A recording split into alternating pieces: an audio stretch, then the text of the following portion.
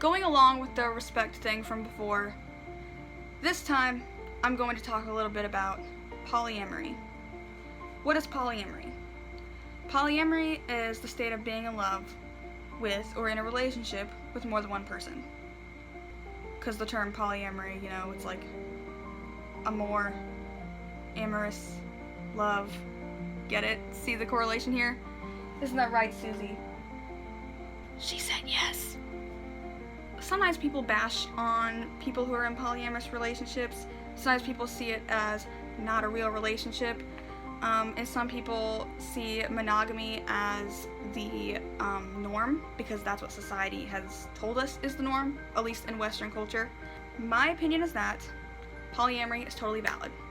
But so is monogamy. Like, if you just want to date one person and you want to live with that person for the rest of your life, and that's how you feel, and that other person wants to just date you, okay, cool. That's your choice and that's totally valid. If you're polyamorous and you want to be able to be in a relationship with multiple people and your partner or partners consent and agree to this, you know what? That's okay too. The whole point about both of these is consent. It has to be about what you want. If you don't want to be in a polyamorous relationship, don't.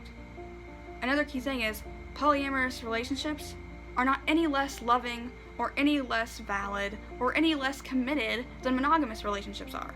People see monogamous relationships traditionally as like the married couple who has a bunch of kids and buys a house together and has a dog and oh, look in the backyard, there's a swing set. They grow old together and they're sitting there on the couch on their grandparents talking to their grandkids and their hair's getting all gray and they end up maybe dying around the same period of time. Like that's kind of what people think of when they think of monogamy. This traditional marriage thing.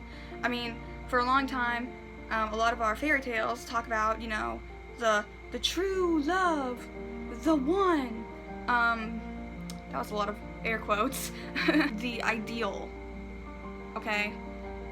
But think of how many people get divorced. Think of how many people break up and find somebody new.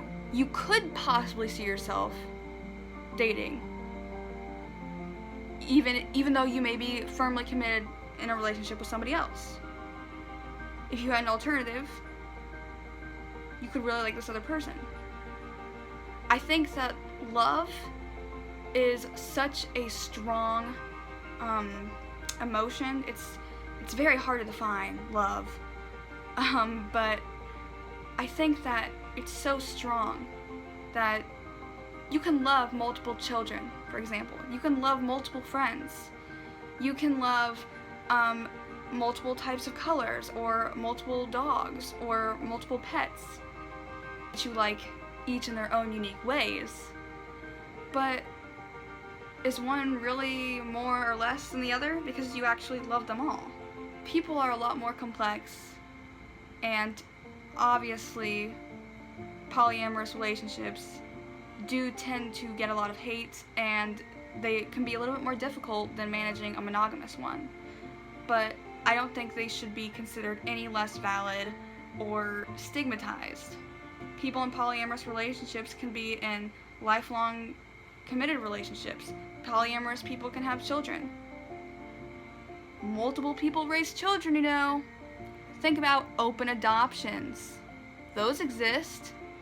When a couple adopts a child and they still communicate with the adoptive parent or parents, and the adoptive parent, while not legally the guardian of this child, they're still able to have a part in that child's life. Think about all the people who raised you. Not all families are the same, so this may not be the case for every single person out there. It is possible to consider being raised by multiple people. Think about it. Your parents raised you, if you were raised by your parents or guardians. What about siblings? Maybe even older siblings kind of raised you in some way. They influenced you. They helped take care of you in some way. Your grandparents, maybe they watched you a lot as a kid. What about your aunts and uncles? What about other relatives? Like your 7th cousin 5 times removed. It's a very complex thing. Sometimes people don't like to think about how complex these sorts of things are. But they really are complex. And they're not as simple as we sometimes wish they could be, or would like to think of them as. Sometimes seeing things as the true complex things that they are makes it a lot more fascinating. An example, say you have an interest in marine biology.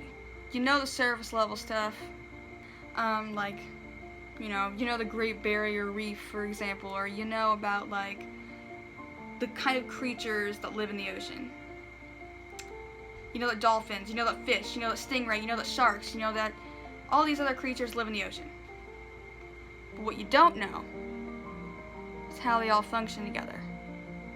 What you don't know is how the coral is in a symbiotic relationship sometimes with the other living creatures.